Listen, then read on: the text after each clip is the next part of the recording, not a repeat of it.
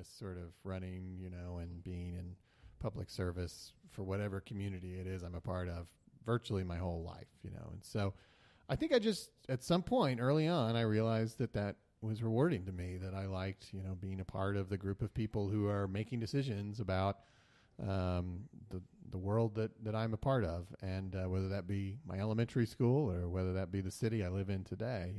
I've just always been drawn to those kinds of positions and find them to be, what brings me satisfaction. And so I think the worst advice to give is focus your priorities on what's going to get you elected, The best advice is, the corollary is focus on the priorities that are best for the people that you serve, who may or may not be the ones who elected you.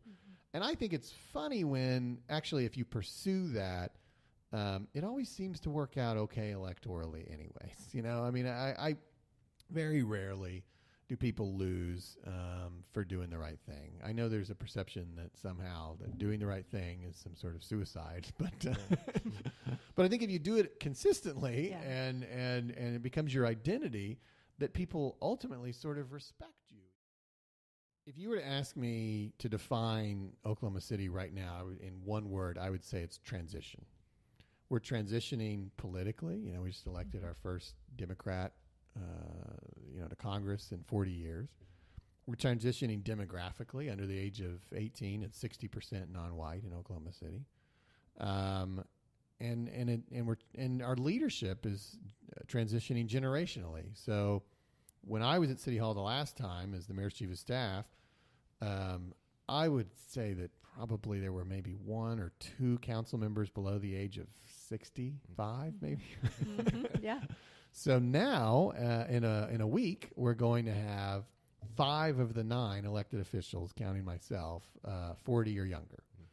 And so that's a dramatic shift. And really kind of, because I call that the MAPS generation. It's people who've chosen to live here, whether they consciously realize it or not, because of the investments that we've made in MAPS. So this is as it was designed. We tried to build a city that young people would want to live in, and now they have. And guess what? They want to run for office too. So I think, to answer your question, what do I want my legacy to be? It's that I managed that transition, because this is very much an age of transition for our city, that I managed it in a way that everything didn't just fall apart and we lost our unity.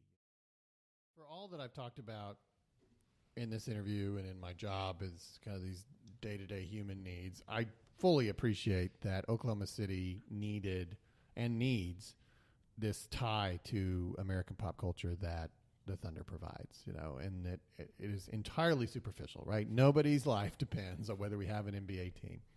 But I think we kind of found that our city's life depends on being a part of that national conversation, that international conversation. And so as somebody who grew up here, I wrote in my book, Big League City, that, it kind of felt like growing up in Oklahoma City in the 80s and really any time before that was like growing up in an alternate universe outside of American pop culture. And when you met and conversed with people from other places, they really couldn't even understand you because you didn't have major league sports. And again, if you're not a sports fan, that's really hard for you to understand, but like 90% of people are sports fans. So so my apologies to the 10%. I recognize they're always confused by this, but most Americans are pretty into sports, and it's their touchstone for understanding your community. And even if they're not, like following the standings every night, the existence of a pro sports team in your city is this shorthand statement to the world that you have the population, the corporate presence, just the wherewithal to host something of this magnitude.